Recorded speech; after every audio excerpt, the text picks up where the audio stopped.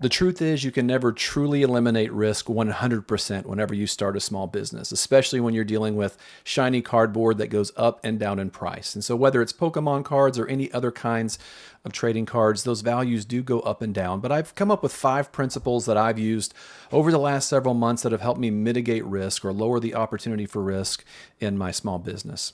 Hey, if you're just joining me on the channel, my name is Alan, and I started a business called Flip House Finds back in January of 2025, and I've had some success with it. And you can go back and watch some of my other videos to find some of the other principles and things that I've shared, but I want to start today by helping you limit the risk that you may be putting yourself in as you start this selling journey. Number 1, set your budget. Set your budget. What is your budget? For me, I started this business with $1,000.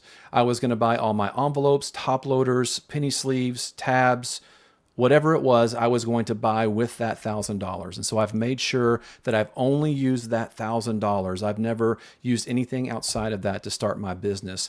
It helped me in a couple different ways. Number 1, it helped me to be very disciplined. But number 2, it helped me to see how profitable I was being, knowing that, okay, this is how much money I have in my bank account. Let's say it was $300. And then I would go to tcgplayer.com. What are my upcoming payments? Oh, that's $600. Okay, so over the next 2 weeks, I'm going to get $600 from TCG Player. And then also, I know I have about $200 worth of cards. Well, you add all that up and it comes to $1,100. And so that allowed me to know that, hey, this is kind of ballpark where I'm at and I am being profitable. So when I bought this microphone, when I bought this camera, when I bought this light over here, I was using the surplus over that $1,000 as I began to make profit. Anytime I needed stamps, envelopes, whatever I needed, I was using just that $1,000. So be disciplined in that and set your budget and stick to it. Number 2, I would say, is set your price range. When you're buying cards, especially when you've either run out of the inventory that you started the business with, or if you're buying cards like me that had no inventory, set your range and stick to it. And so I want to give you just a quick math problem. Let's say that you buy a card for $10, or sorry, the card is valued at $10, right? So you're buying it at 70%. So you've bought it for $7. So you've talked the seller into selling it to you at 70%. So you spent $7 on that card. So when you sell it on TCG Player, you're going to sell it for that $10, and then they're going to take their around 13%. So that leaves you $8.70 that you made from the purchase of that card. But then you have your envelope, your shipping shield, your penny sleeve, you have all the things you need to get that card shipped, 78 cents for a stamp.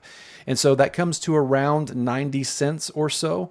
And so then you take that 90 cents off, and then you've made $7.80 off of a $10 card minus the $7 that you spent on the card. So you made 80 cents. Now, that's not a lot of money, but if you extrapolate that out over 1,000 purchases, that begins to add up. And so know what your margin is, get your percentage, sit down and do the math, and then stick to that percentage. And like I said in my last video, if you haven't watched it, about being kind as you're negotiating and sourcing cards, know what your percentage is, stick to it, but be kind in those interactions.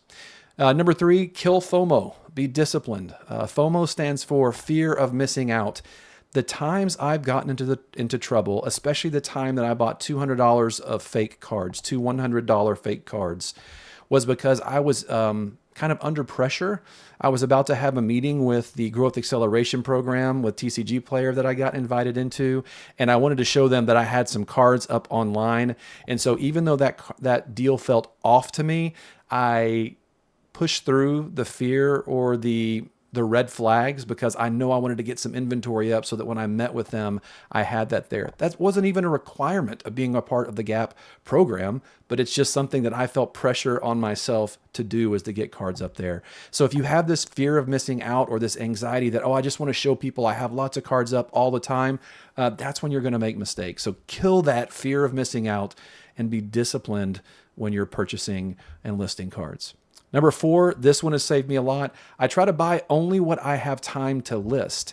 If I'm going to buy a collection of 1,000 cards, it's going to probably take me several weeks to condition them, to get them ready to sell and get them out the door. And so I try to buy smaller collections when I can from people that I trust, sellers that I've bought from multiple times, and buy 200 to 300 cards at a time because I know within a week or two I can get those cards out.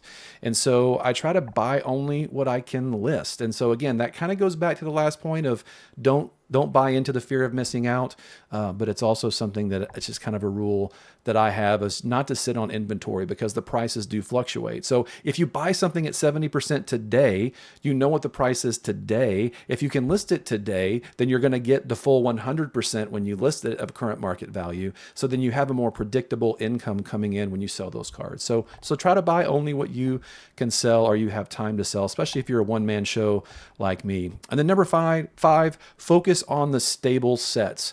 When a brand new set comes out, everybody has the fear of missing out. Everybody's trying to master set it. Everybody wants the card. So you could look at the hype on TCG Player, see the market price and be like, oh man, that card's worth this amount of money. Well, let's say that you go out and you buy someone's collection and they opened up 100 booster boxes and 20 ETBs, and they've got tons of duplicates of cards, and those cards are worth $5 right now. I've literally was in negotiations with one of my sellers for a set, a collection that he had that was worth $180 at 70%.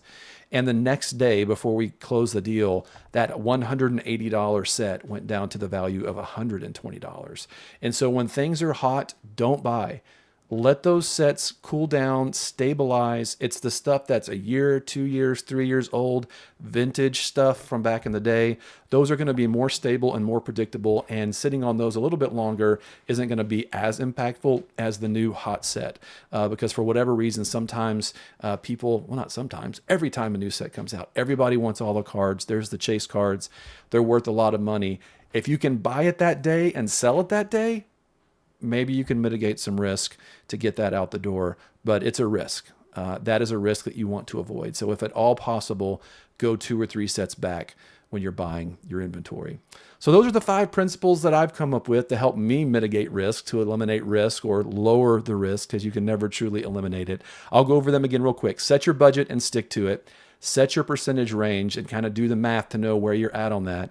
Kill FOMO, be disciplined. Don't buy into the fear of missing out.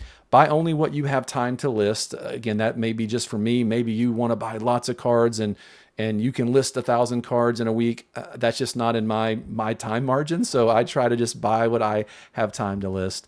And then focus on the stable sets. Don't buy the brand new set because those prices are going to fluctuate all over the place. So that's my advice to you. My name is Alan. This is Flip House Finds, and I'll catch you in the next video.